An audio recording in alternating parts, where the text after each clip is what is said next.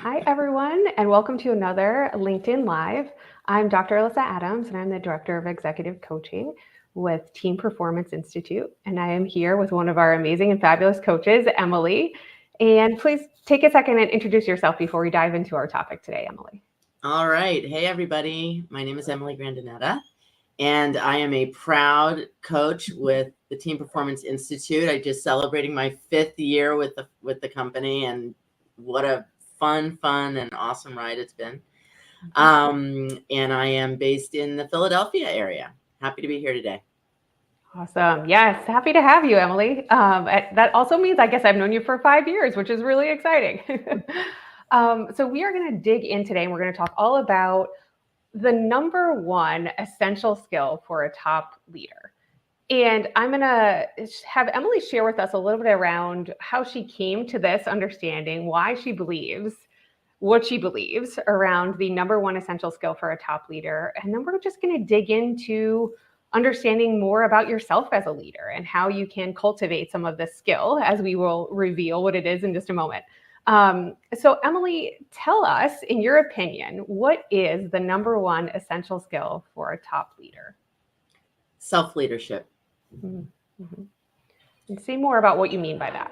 Self-leadership is it's a recognition that leadership resides not in a title or a role on an org chart, but it resides in the person who has the title or who has the role. And only the leader can lead themselves. And before they lead others effectively, they need to be able to lead themselves effectively. And what that means is, in kind of coaching language that refers to competencies around emotional intelligence, but the way it shows up in strong leaders is the ability to self-reflect honestly, self-reflect, self-correct, and move on. Yeah. Not get stuck in the mistake that happened or the awareness that that we have, but it's an ongoing practice that strong leaders have, is to work on this self-leadership, because that we really can't lead others until we lead ourselves. These competencies I'm describing about self-reflect, self-correct, and move on, they essentially, when one does that and practices that muscle and builds that muscle, one is able to operate from a position of choice in most situations versus a reaction. Reaction to events, to feelings inside ourselves, to thoughts, to the world. Those reactions are often automatic and they're outside our control, and they create more problems than they solve typically. And research has shown this, and there's, this is not just a flighty thought. And so the ability to operate out of a place of choice gives you a sense of control over your life, over events, and gets much better results than being in a place of reaction. Mm-hmm. Yeah, this is so great. And I love that you broke it down into these 3 pieces that constitute self-leadership. So let's dig in just really briefly into each of those. So let's say I'm a leader and I want to work on my own self-leadership. And maybe it's the first time I've heard this concept, and I'm trying to understand, like, how do I start the journey of working on my own self-leadership? So walk me through, what would you do for self-reflection, just to start there? And then we'll move on to the other one. So how does someone start reflecting? It's a great question, and it's one that a lot of people have. The first step is to become aware of self and to become kind of an observer of self, which is to just check in with self. And the easiest, quickest way to do this is to, download a list of feeling words. There are millions of them up on the internet, and just look at them and try to locate yourself in any given moment. Where am I on this? And if the feeling that you feel is not on the page, then you write that in, because it's legitimate. Wherever you're at is where you're at.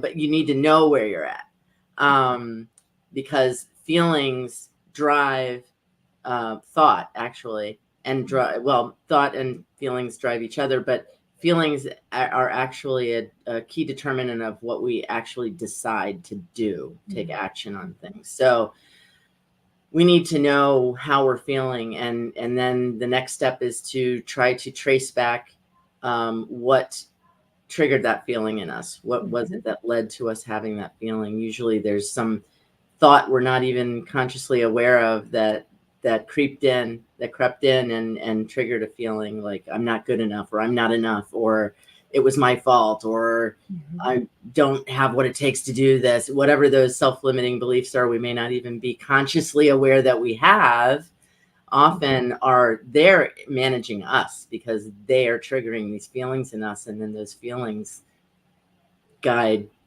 kind of how we operate in the world. Yeah. So my first suggestion, and this is something I've done with lots of groups and in coaching, of course, is step one is start to practice checking in with your feelings several times a day so that it becomes a habit where you can rely on that to just as a place to ground yourself. And then start to track back, okay, where did this feeling come from? If it was a thought or an attitude, is that then now the self-reflection is around, is that attitude or thought serving me? Where does that come from? Where did I learn that? Where did I first hear that I wasn't enough, or that I need to be something different, more better than what I am? And then we can start to dismantle those false beliefs and replace them with updated, accurate truths about ourselves that we really know, that put us in a position of strength. Yeah, absolutely. I love that. That's beautifully said, Emily. And one of the things that I do with folks, just to kind of extend what you were already saying, is using the word because, right? So you're kind of looking at the emotion wheel or the emotion list, and you're saying, you know what, I'm really frustrated, or I'm really mad right now. And then taking it that step further to say, because, and then fill in that blank, right? Like, what was it that triggered that for me? What was it that caused that for me? Which can be a good practice. I even use it myself in the day, right? Just to kind of really be aware of our own patterns and why we're doing what we're doing. I love that. I love what you just said, because that is the gateway to starting to understand not just how you feel, but why these feelings get triggered in you or in us, right? Because. And it might be a little challenging at first, right? If we're just starting kind of the process of learning why we're doing what we're doing. But stick with it. It will get easier, and you'll be surprised what comes up for you. So let's shift into self-correction, which seems like it naturally comes out of the other things that you talked about. So how do you actively engage in a state of self-correction on this kind of flow of self-leadership? I think of self-correction as putting the insight that you gain from the first step of self-reflection, putting that insight into action. Yeah. So not getting lost in self-analysis and, analysis paralysis. Too much of that, if it doesn't drive purposeful action, is just navel gazing, as they say, right? And we sometimes get stuck in that, and that's okay. But at some point we need to move out of self reflection into action in our own lives, so that we're making use of that self-awareness that we're getting from self-reflection. And so self-correction could be as simple as, I noticed that whenever I'm in a particular type of a meeting, I notice that I have this emotion of disconnection. I feel disengaged. I feel bored. I feel disconnected.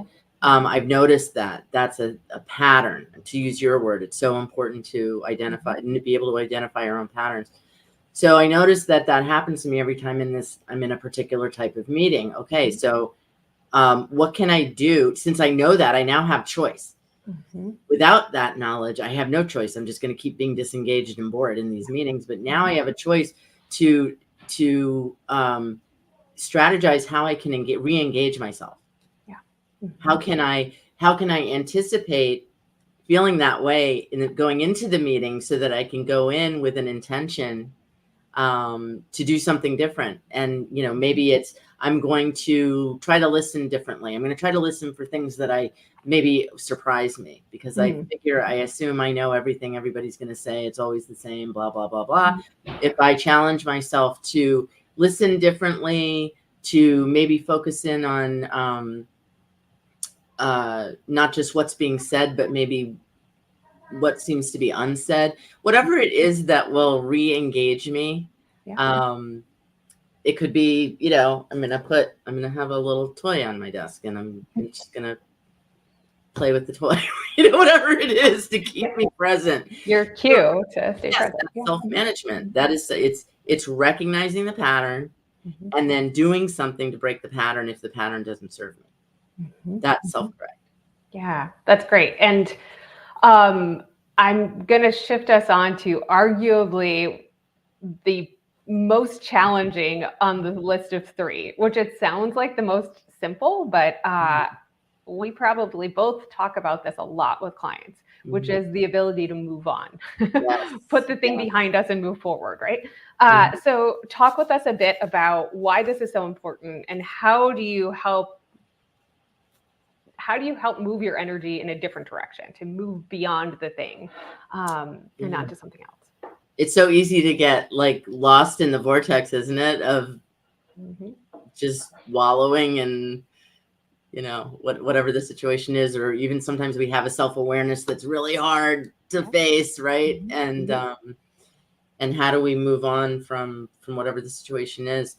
It's a practice. It's a muscle, just like self-reflection and self-correction. We have to build that muscle, and it's about, kind of consciously redirecting ourselves. And this, again, is an example of self-leadership. So, we can start doing that by, there's some just very simple behavioral techniques that people use. Like, as soon as you notice that you are stuck in that replaying the situation or whatever it is that's keeping you from moving on, feeling resentful, whatever it is to just say stop, or to have a rubber band around your wrist. And as soon as you notice it, flick the rubber band so that it snaps, and it kind of regrounds you in the present and regrounds you in the reality that, okay, in this moment, I have another choice, and I'm choosing to take a different path. I'm not going to keep holding on to whatever the thing is that I'm having trouble letting go of. I'm going to make a choice about what I want for myself and this situation, and I'm going to move in that direction. Those are just basic behavioral techniques, but if you want to go deeper, double click on that, then you want to go back to self-reflection, and what is it that is keeping me stuck in this? What am I either getting from this? What is this validating about me that at some level I think I know is true? Like if I struggle with self-confidence, if this is kind of pressing on that bruise, then, it's activating this whole other set of things inside me around this notion of, self-confidence. And so, of course, it's hard to let go of. But this is where I find it's hard to fix the problem inside your own head, where this is where coaching can be so incredibly valuable, is to have a partner working through that with you and helping you move towards releasing what's holding you back and making different choices. It's all about recognizing you are in a position to make a choice, and then making a choice that works for you. Yeah, that's great, Emily. I really appreciate you sharing that, because that is such a challenge for people to really close the chapter, close the book, and move on to something else, and let it go. And also maybe be in a place of kind of forgiving yourself, or stop punishing yourself for something you said that you didn't like, or that you did that you didn't like, and be able to learn the lesson from it and move forward, right, on to the next opportunity. And I just so appreciate you sharing all of this wonderful wisdom with everyone. And what's something that you'd like to leave everybody with? What's something that they can do on their path to self-leadership? What's something you really want them to have as an important takeaway? Anything that you want to leave the group with? I think, keep yourself stimulated with new ways of thinking, because that then gives you a new lens Yeah. through which to look at yourself that can just reframe everything. You know what I mean? Like it's funny, Mhm. just share a personal thing. In the, we talk about growth mindset all the time and fixed mindset. I mean, this is our language of coaching, that we're in all the time. And I was trying to get unstuck from something that has been difficult for me my whole life. And I realized after doing some reading for myself, my own self-development, not for coaching, I realized that there were certain areas in which I still had a fixed mindset Yeah. after all these years of doing this work, Yeah. right? Yes, you're It was human. it was humbling. It was like horrifying in the moment, but then it was just incredibly liberating. Like, I know how to deal with this. Yeah. Now that I know that I have this fixed mindset, now I know I can work with this. And I did, and it conquered my own demon that I had never been able to do before. So That's great. we're always all works in progress, and self-leadership is not something you do and check off the list. That's right. Absolutely. I'm so glad you said that. What a great note to end on, because whatever role you are in your leadership journey, even if you've been a leader for the last 35 years, there's always something to learn about yourself, how you interact with others, and to grow from. That's part of the human experience of just living and existing. So we invite you to engage in that even more deeply, maybe than you had been before. And we'd also love to invite you to share in the comments, what do you think the number one essential skill of a top leader is? Do you agree? Is it self-leadership, self-awareness? Is there something else that you feel is really, really important in your own leadership journey? So share your thoughts with us. We would love to hear from you. And thank you, Emily, so much for being here this morning. And thank you all for listening and sharing with us today. It's been a pleasure. Awesome. Thanks, Alyssa. Thank you, and have a great weekend.